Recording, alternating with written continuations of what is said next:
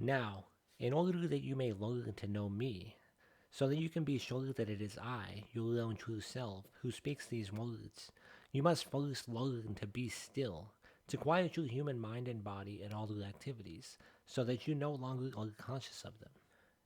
You may not yet be able to do this, but I will teach you how. If you really want to know me and are willing to prove it by trusting me and obeying me in all that I shall now call upon you to do, listen.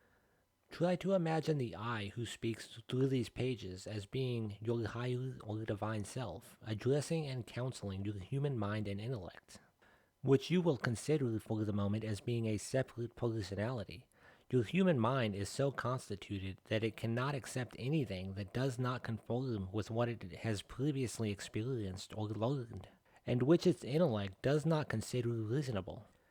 Therefore, in addressing it, you are using such terms and expressions as will most clearly explain to your intellect the truth it must understand before the mind can awaken to the consciousness of your meaning. The fact is, this I is yourself, your real self. Your human mind has hitherto been so engrossed with the task of supplying its intellect and body with all manner of selfish indulgences that it has never had time to get acquainted with the real you, its true Lord and Master. You have been so interested and affected by the pleasures and sufferings of the body and intellect that you have almost come to believe you are the intellect and body, and you have consequently nearly forgotten me, your divine self. I am not your intellect and body, and this message is to teach you that you and I are one.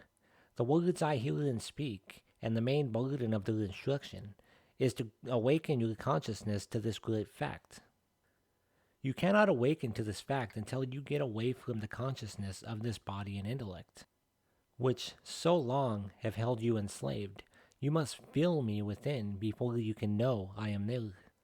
Now, in order that you can become wholly oblivious of your mind and its thoughts and your body and its sensations, so that you can feel me within, it is necessary that you studiously obey these, my instructions.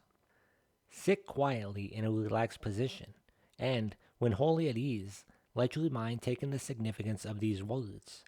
Be still and know I am God. Without thinking, allow this, my divine command, to penetrate deep into your soul. Let whatever impressions that come to your mind enter at will, without effort or interference on your part. Note carefully the input, for it is I, within, through these impressions instructing you. Then, when somewhat of the vital significance begins to dawn upon your consciousness, speak these my words slowly, imperatively, to every cell of your body, to every faculty of your mind, with all the conscious power you possess. Be still and know I am God. Speak them just as they were herein spoken, trying to realize that the God of you commands and demands of your mortal self implicit obedience. Study them, search out their hidden potency, brood over them, carry them with you into your work, whatever it may be. Make them the vital, dominating factor of your work in all your creative thoughts. Say them 1,000 times a day until you have discovered all my innermost meaning. Until every cell of your body thrills in joyous response to the command, be still, and instantly obeys. And every vagrant thought hovering around your mind casts itself into nothingness.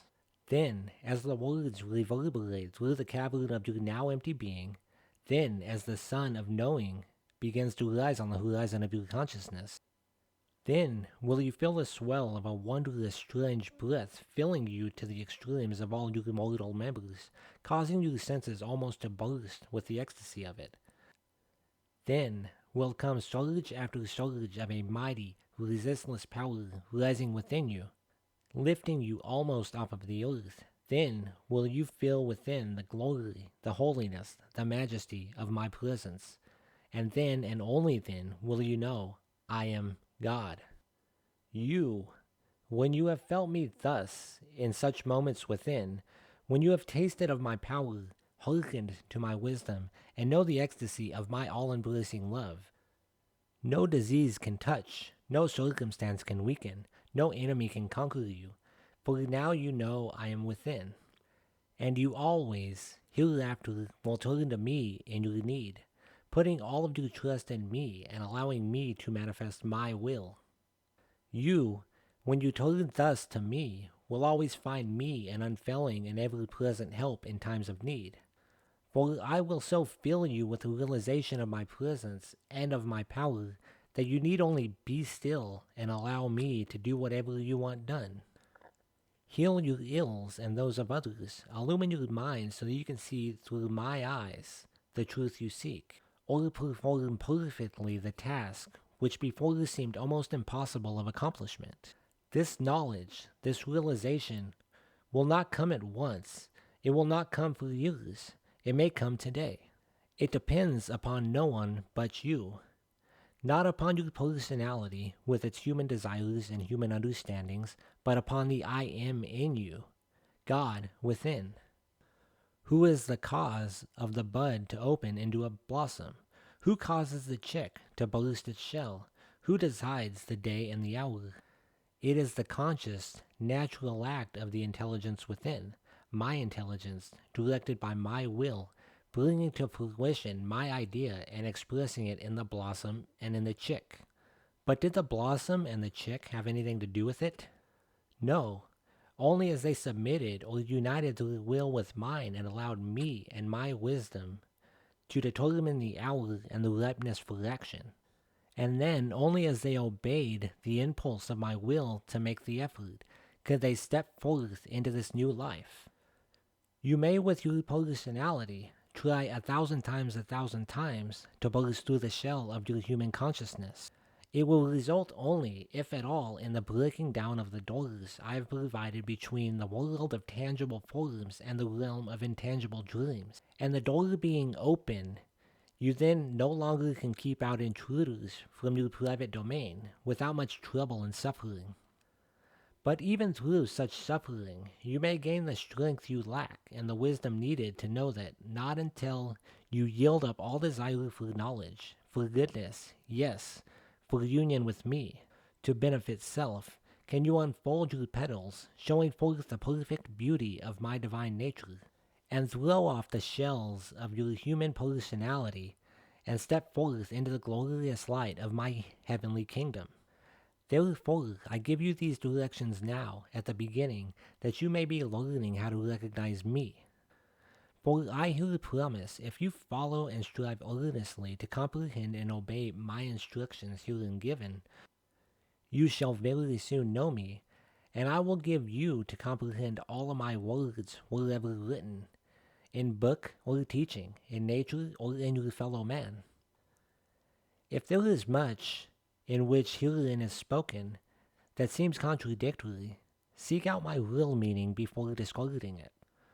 Do not leave a single phrase or any one thought in it until all that is suggested becomes clear. But in all your seeking and striving, let it be with faith and trust in me, your true self within, and without being anxious about results, for the results are all in my keeping, and I will take care of them. Your doubts and your anxieties are but of the personality, and if allowed to persist, will lead you to failure and disappointment.